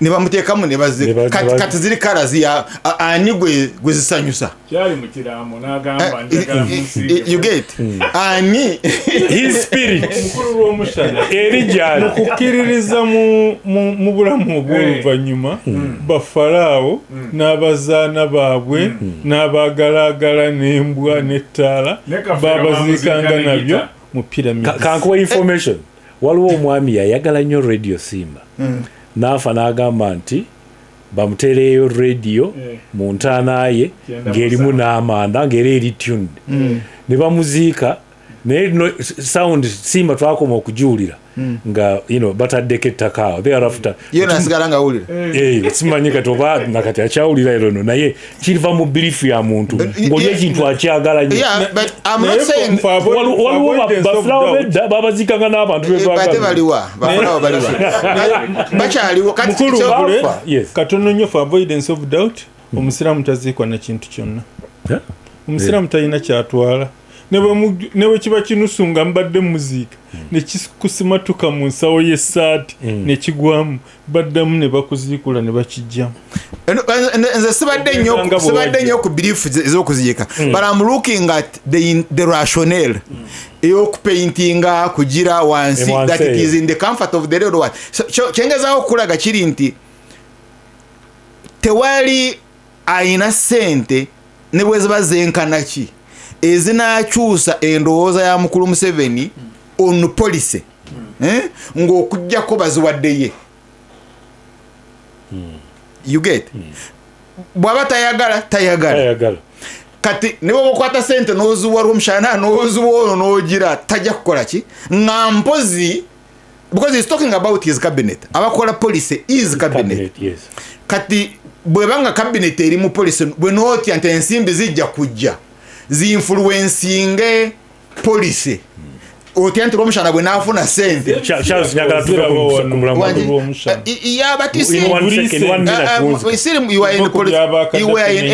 you are in empty politicking because I want to look at it practically that this law nze kankoze sarabiriti because yabadde mukomera recently akoze akantu ke constitutional governance n'ebirala n'afuna ensimbi kuva mu bazungu to do advocacy byayogera bwe bato byagala tojja kubikola ekyokubiri newe nfuna ssente nenkola posters nga nkolera diikimvule newe manga nazijja mu balabe bwo obululu ojja kububba because mwabubba so kati therefore bw'oba oyogera ku kati nga badipology badduka n'ebibokisi ono yadduka nabyo bya primaries so you cannot defeat Mao in primaries adi ajja kudduka n'ebibokisi kati therefore bw'oba oyogera ku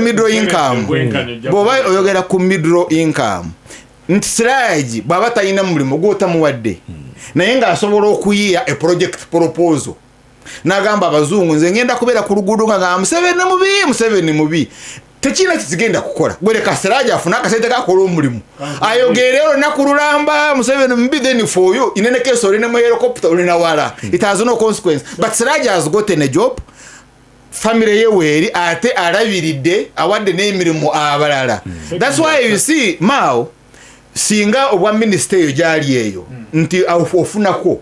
I have no problem with it. Choga atafuna. I'm not very sure. I'm not very sure. So I wouldn't have any problem with it nti because bya kunyaga bali mukunyaga. So why don't you want to let abakuwakanya nabo banya no nabo bafune but oyagala kubawa for him to get a job or you know kubanga oli uwe Jim Akena bamawa. Okay.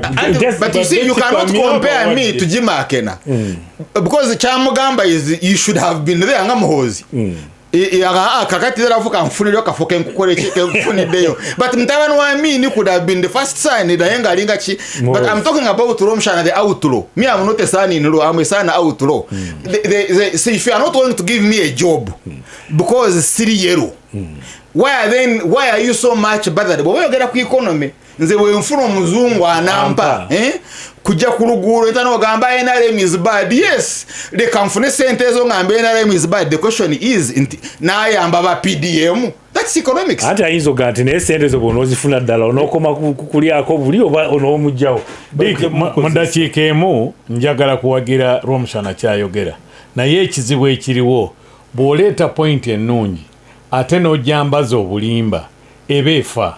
Kaakati ekisooka waliwo omubaka wa Bungereza gw'obimanyi eyali addayo ng'akola Fair Party n'agamba kyenjize mu Uganda mu nnimi za Uganda kyekigambo nfunirawa tulekeraawo ebyobufuzi ebigamba nfunirawa nze wenfunira nti Mao ali incorruptible.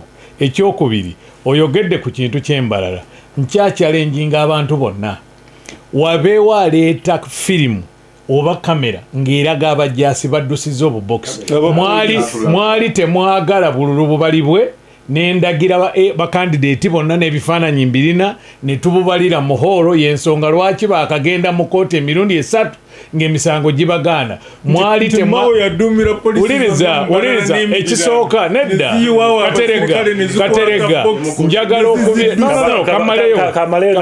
njagala okubira RDC muno yabeera kanusu Mao teyali nawo mu bakandidate benayita abaali besimbye okuba president yaliwo Alitia ne Lulume nagenda nabo mu hall ng'oli omulala yali avuddemu alina abayaaye baleese okubala obululu kuleme kubeerawo ne tumusinza security. We took the ballot boxes, they were 19 mu hall n'ebifaananyi weebiri ne tububala. Kaakati mwe lwakuba nti nsaba eggwanga lyonna wabeewo aleeta video nga waliwo omusirikale abbi obubox eyo tuveeyo. My argument was bali abaali balwanyisa Mao bali tebaagala abeere minister ngaka totwala DPF kubeera ki I'm saying it's okay chobola nkuwagira babbe Mao afuke minister singa ofuna n'abalawobba because tosobola kuyingira mu system ya NRA out of righteousness tojja kukola kirungi oyingireyo ojja kukola eyo oyingireyo kati kola bingi abantu bayingireyo. Mbakulisiza nnyo mulango bafobo njagala tugende ku mulamwa gwaffe ogwokubiri. Omulamwa gwaffe ogwokubiri tugenda kutunuulira omukulu agenda kulayira President Museveni agenda kulayira Wichejja ku lunaku olwokubiri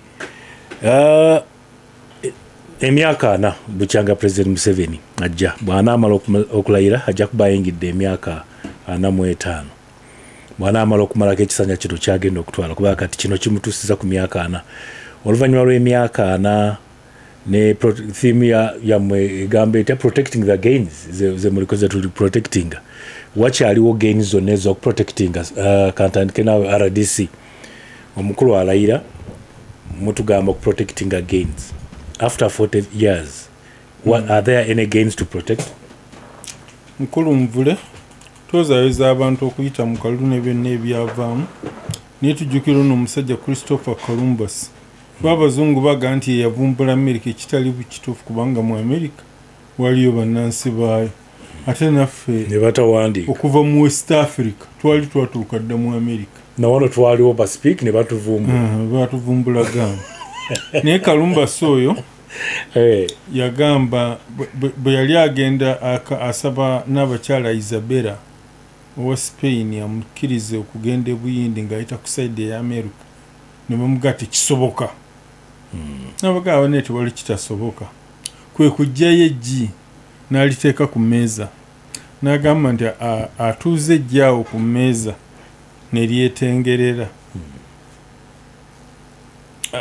n'abasoomooza bonna ne bakigezaako ne kibalema ye n'akikola ye kye yakola nayasa ku ntobo y'eggi katono n'alituuzaawo n'agaa terituddeewo nti omaze kulisa nti ekikulu lituddewo so ekintu bwe kimala okukolebwa ne kamiliyoni yayimba nti basiima ogenzi abantu tuba tetukyalaba geyinize ezo oba ebituukiddwako naye bw'ojjukira dduka eyali wano bwe tumwogera bino abaana n'abazzukulu balowooza nti nfumo zaki oba kintu n'ennambi oba gipiri n'erabongo oba adamu ne eva n'ebirala naye nga byaddala nabiri byaddala naye nga bino byabaddewo jjo duka mungi otambula n'ebisente mu sokati senga mukulu mutenyi kuba amanyi musajja mugagga senga ezo sokisi zijjudde sente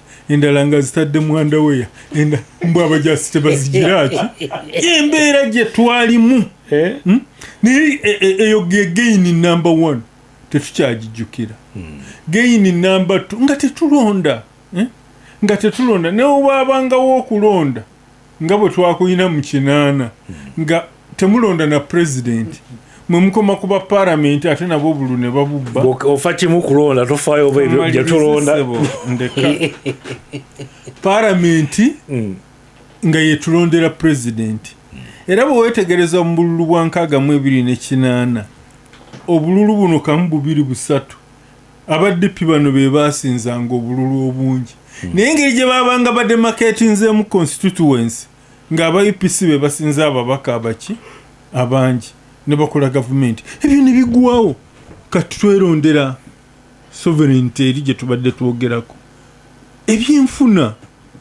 ebyenfuna gavumenti n'ebita amakampuni ag'obwannanyi lwakuba mwayonoona olulimi nekolera jange kati mwakifuula ky'amakulu malala naye buli muntu okuba nga bizinesi gyayagala gyagiraki and for the first time bakifuula makulu ki benekolera jange kati birala kibi nnyo kubanga kigambo mukulu gaakyo mu Luganda malala naye kyembadde ndiko nti babayita abakoinange e Kenya koinange oli omulwanirizi w'eddembe ly'obuntu anti bano banekolera jange Nairobi basimba kati ngano bwe tugamba ku speak basimba nnyo ku Koinange street kati bw'ogamba banekolera jange obanga agambye ab'oku Koinange street naye kati ate gavumenti neeyongeramu ekipya ndowooza kiviira ddala mu Musevenomics PDM emyoga grow kati ne mu ghetto nayo sente mu ghetto zigenze gavumenti neekuyambako okubanga oyina kw'otandika okubanga naawe oyingira mu mane economy okubanga tokolera lubuto lwokka ekyo nakyo tulina okugenda mu maaso okukigira ki okukyongerera ddala pandagaali gye nakusookeddeko kati oba okutuuka wano oba nandituuse wano ntya ebyo byaggwawo ate drone zitya drone ziwamba abantu ezubirakako drone tukola puti naye kati tosobola kukwata muntu n'abulwako effiire tosobola kukwata muntu n'abulwako effiire tosobola kukwata muntu n'abulwako effiire nga liri bwe twalina basajja baffe bali ab'ennagulu babayitanga batya public safety unity state research bureau kubanga bo bakolanga ebintu with impunity mina ebitongole internal security organization external security organization CMI nebira biriwo by act of parliament buli mwaka bagenda mu parliament nga bagenza okufuna sente ez'okukosa ne bagamba gwero omushana onoro omushana wayiso okimanyi nti gwero omushana mmwe lwaki luli bwe mwaka tetugenda bawa sente nga Kateregga talabise era Kateregga alabika naye Faruku Mina oba Ali Toweri oba Itabuka yani ono mukwano gwo yani si mukwano gwa Mwonge Magembe oli awandika mu Vision Rwa Kasisi oba Kasendwa Ddumba ng'obibabuuzaawo ng'obasangawo waliwo enjawulo nnene yadde muyinza okubaamu ebirumira naye tewali akikola with impunity. Ekyo nakyo kikulu nnyo. Social services nalaba manifesto za 62 abakabaka yekka be bayinamu okusoma okw'obwereere bokka. Mu 8 era abasippi bakiritaining ng'abantu bakirabanga populism. Naye mu 96 kumpi manifesto zonna abeesimbawo bonsatule Museveni, Semogere ne Mayanja nga balaba reality era Museveni n'akisa mu nkola. Bonna basome, bonna bagemwe, bonna bagaggawale. Geniza ezo zonna tulina okuzigira ki? Kakati ekisemberayo ddala ye skilling. Tubadde tusoma ebintu bino ova Makerere ate nga nekyosomye tokimanyi. Kati abaana skilling ziri 20 mu Uganda yonna buli myezi 6 batendeka abaana mirimu gy'omu mutwe kubwerera abamu bavaayo balina ne capital bane batandika nabyo okukola. Sebo geniza ezo zonna tulina okuzikoma naye ekisinga obukulu emirembe n'obutebenkevu n'obulamu. za Siraj Kanzijewo omukulu akubuulidde gains zetulina era gain enkulu kwe kumalako emyaka 5 gye bapulaninga okumala mu buyinza naye teginnawe gigenda gijja. Yes, Tango Day yagambye nti ni bwana tugamba 3 tugenda kumuwa sinze nze njogera chairman wa Electoral Commission NRM. Kakati twali tutandika nabagambye nti waliwo enguudo zibasibye ziri 8 actually. Ola president yokulayira ne balifaana olunaku lukulu obeere waka osobola okugendayo naye nga be bayise mu buli district bali 5 Kolo Upper ne Lower, John Babiha Avenue, Wampeo Avenue okuva wali ku Africana, Old Kampala Road, Parliamentary Avenue, Nairo Avenue. I have seen that document. I've seen that document. With no author. Sorry, nkingiddeko wakanta katakirese ku radio. Ekiwandiiko kya security ekitayina author. Kiwe kitwala omunaku radio. Then kumamba lero zakibadde kya police nga police ekifulumiza. It may be operational. Kati genda yo ku. No, kyakugamba nti document gy'okwotinga eteri authentic kugireeta ku mpewo from security PRO system. Kubanga na wano siinawo enjiraba from the security sources. Kale. In fact, police at a given time ejja tubuulira kyekyokukola waawo okuyita njagala oddeyo ku gate. DCEO third kuba era bulijjo ekikola lisa eryokubiyita esobola kulaba kati gundi bamushana gaali n'abiri jobulako eriiso. No, I'm not saying that you are wrong. Yes. Tubiteekayo ku social media nange nkiteekayo nenkijjawo nenkiteekayo My source is not social media. It is informative. But ku radio oli mutuufu njagala tu concentrating ku issue ku gains are there any gains anyway? Gains oyinza okuba gwe toziraba mukuzo zolaba twafunye wano eddagala lya kukuba empiso emyezi 6. Priority yaweereddwa banneeko ono bayogeddeko mbu erinnya lyakyuka ye priority esooka. Priority y'okubiri president yabateekamu obuwumbi bongere okukola omulimu ogwo kitegeeza promoting obugwenyufu babaleetera n'ebikola awennyini we bakolera era ne bagamba nti wakyalina tteeka libakwata libakoina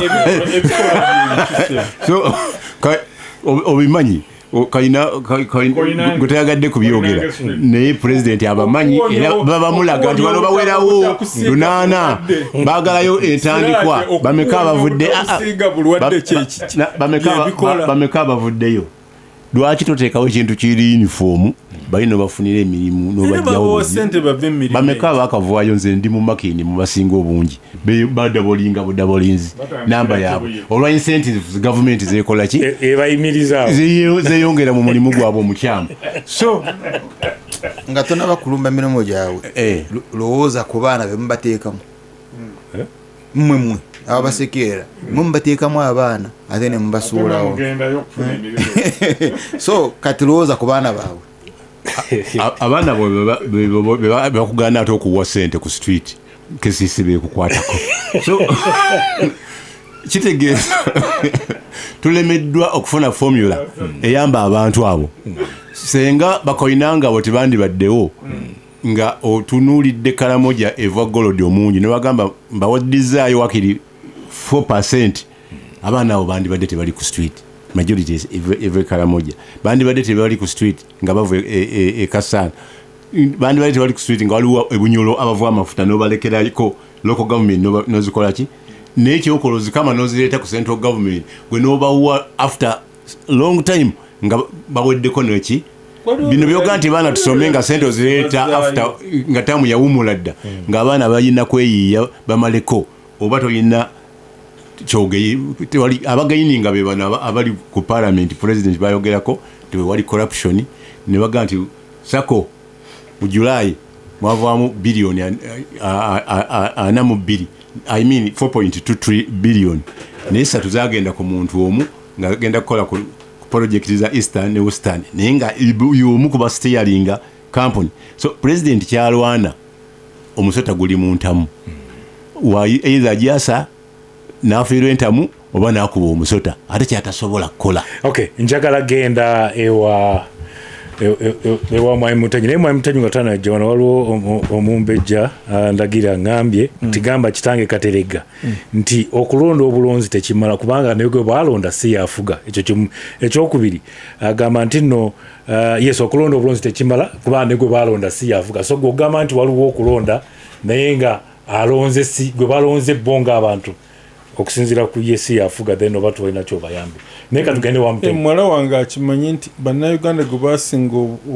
abasinga obungi be balonda be bayitamu tekitegeeza nti gwe gwolonze oba ku kyalo kyo oba mu kitundu kyo Uganda yonna gwebeeronze. Okay, Mutenyi sebo nga bwe nayogedde nze bwenzija nongezaako okusoma ku bintu ndyoke nzija enteesa obulungi abamu tebasoma nedda siri kunoonyereza kankiyiteko siri mwogezi wa NRM naye nina ebintu bye nabadde nsoma nga bagamba mu myaka 14 egiyise enguudo eziri paved zivudde ku kilomita 3,110 ne zituuka ku kilomita 6,110 ne bagamba nti kati bannayuganda abasobola okulaba access to electricity batuuse ku bitundu 58% okuva ku 24%.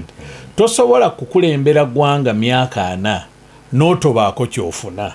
Wabula ekibuuzo kye tulina okwebuuza nti we tuli we twandibadde okusinziira ku buyambi bwe tufunye.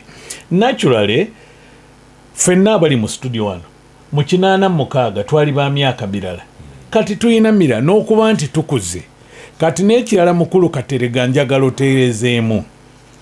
Gwe nange twaliwo mu campaign za 86 manya 96 mu 96 manifesto eyalina okusomera obwereere yali ya Paulo Kawanga Ssemwogerere naye naye nga campaign ewedde gain ennungi nti ne government ya NRM n'ekikopa oba oliawo n'ekikola information kikiriza ntono nnyo nga Ssemwogerere yewandiisa olw'eggulu ku ekololo nga Mwai Museveni yabaddeyo ku makya yadde manifesto Mwai Museveni gye yali alunkinga nga tuli ku Serena kati bagiyita Serena mu mpandiike tekyalimu yatugamba nti bonna basome abaali mu lukiiko ne bafuguma nga balowooza nti tekigira ki n'agamba kisoboka era tugenda kukikola. So twagenda okuva awalonkingiddwa manifesto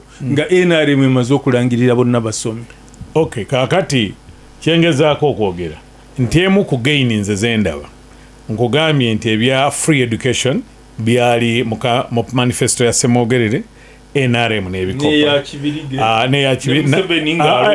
nedda tosobola kulonkinga nga akalulu kawedde ati kati mpuliriza ate oganye okula kaŋŋaane ensigaze endowooza eyange naye information gyenkuwa bwoga nti Museveni yasinzikirize nti Museveni yakikola akalulu kawedde nze nkugamba nedda after nomination ku makya olweggulo twali ku Serena n'alangirira bonna basome kyalimu mu manifesto ye ne kiyingiramu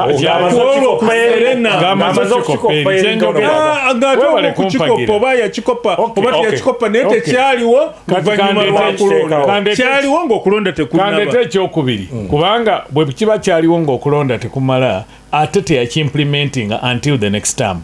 Kandete ekyokubiri UP yatandika mu 9 Mukulu Katerega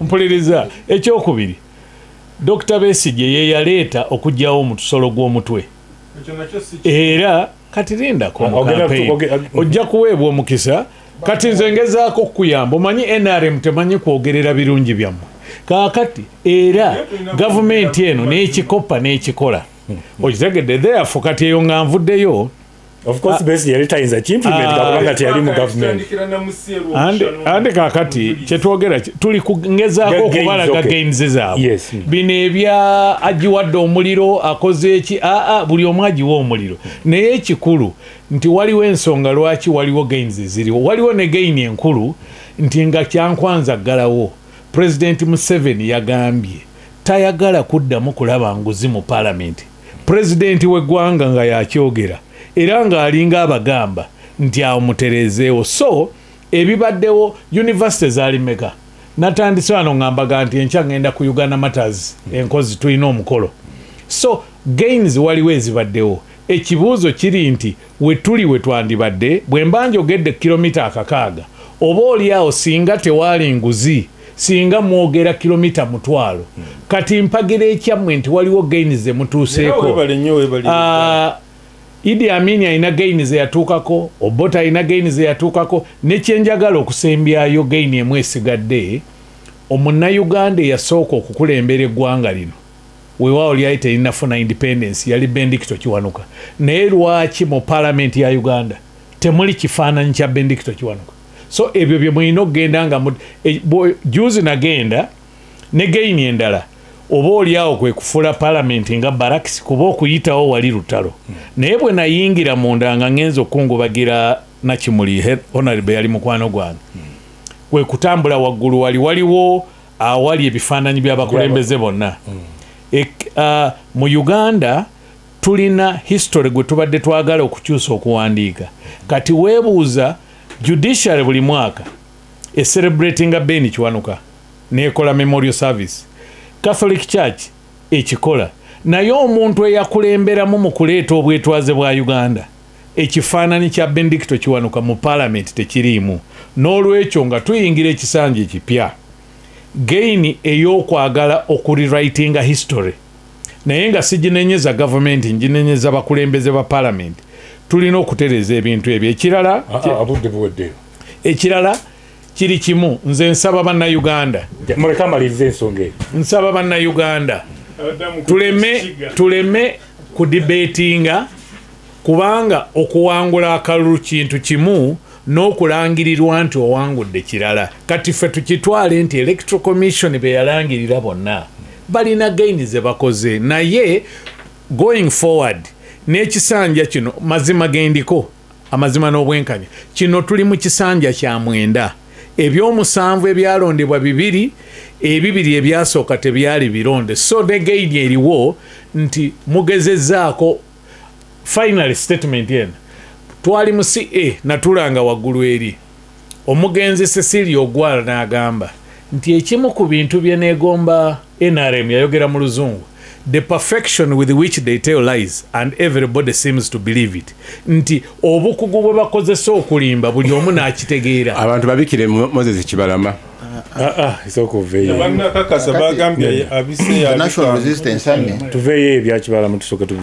The National Resistance Army Occupation Arnakba mu nyumba ya Matthew Chikeire nga bagenda kulumba Kabamba tebayina ideology tebayina 10-point program eno gyobogerako bino byonna byajja later but bayina the NRA Historic Mission and that NRA Historic Mission tebagiwanga bantu Mukulu Museveni yakaleta kati now ekyokubiri am addressing you Mukulu Dick yes I'm listening ekyokubiri mu nyumba ya Kiboyijana gye basinkana Nairobi Mukulu Rule Mukulu Museveni ne bodyguard Pecos Kiboyijana Mboyijana ne Pecos Kutesa yali bodyguard wa Mukulu Museveni bali PRA naye ate baali bamaze okulumba Kabamba. Mu biwandiiko byabwe bagamba nti NRA yafuuka PRA nga bamaze okuteesa ne Lule. Naye bagamba ate ayalumba Kabamba is NRA eyali etaliiwo. Because kikulaga obulimba obuliwo. But the NRA Historic Commission oba gitunuulira okukwata Rwanda, okukwata DR Congo, okukwata Central Africa during the time of Bozize, then inagaranga Sudan, etc. Bo tunulire byonna there is a rollback. They are heavily contested. There is a rollback. Now ekirala is mass consciousness obudde I'm looking at software tunulira ebintu ebiri heavy tunulira nyama bya lubuto. Mass consciousness for mass uprising is irreversible. Abantu okutegeera ne bavako ne balaba buli obulimba seri ogwala we yayogerako okwemulugunya okwekalakasa. Okwekalakasa is rioting. Okay. I'm talking about a mass uprising. Population okugunjuka. Chola balwana nayo. Yalwana na yalowooza nti ekinaabajja kwakabibi ku maaso bali bwe bafuna sente. He forgets the population of Uganda now is a conscious population and that is irreversible. Now si kyangu kati nti mukulu Kyagulanyi n'abane basobola okujja ne baddamu okubulira bana Uganda ntakalulu kakola. Kyobalaba ono agenda kulayira gyalayira byonna nga tali wano. Kyagulanyi agenda kulayira byalayira byonna nga ne Besigye ali mu kkomera. Because wano babadde ba agents abadde balaga bana Uganda akalulu kakola. This sovereignty bill si yakuma sovereignty y'abana Uganda because tebagiyina. Yakuma sovereignty ya mukulu Museveni yayina sovereignty of the people of Uganda. Today wetwali in 1995 tuteese obuyinza bw'abana Uganda tubuuza tutya eri abana Uganda. You see you do dialogue when you at parity. Forces rising ne mu balancing ne mulyoka muteesa. Kakati forces is conscious. They have risen beyond parity. They are stronger. We are stronger than oppression. Than oppression. Chogola yogerako olimba n'okutuka n'ogwayo. Nojjayo jambia direct nojjayo kingabiriti. N'okubira ne kerezia erimo okusaba. I mean you can't be kumbera gye tulimu katega jabada yogerako. Nobera na Archbishop agamba why sijja kuddayo kwogera nyina abaana bange n'okisanyukira because is simply telling you muli batemu nawe saagala kufa ate yali ategeeza ki bobocho olowooza ali akuwaana kyagamba yali agamba you are worse than me abatuuliriza naddamu mu